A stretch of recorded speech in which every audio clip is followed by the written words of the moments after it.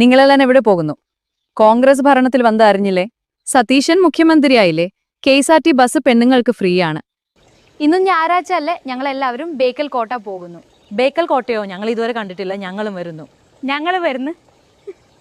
ഞങ്ങൾ Marxist പാർട്ടിക്കാണ് vote ചെയ്തത്. അത് സഹാരമില്ല, അടുത്ത പ്രാവശ്യം കോൺഗ്രസ് നീട്ടാൽ മതി. തീർച്ചയായും അടുത്ത വോട്ട് കോൺഗ്രസിനാണ്.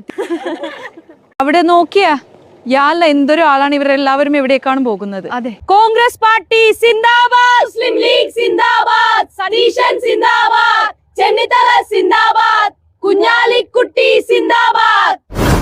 ബസ് വന്ന് എല്ലാവരും റെഡിയായി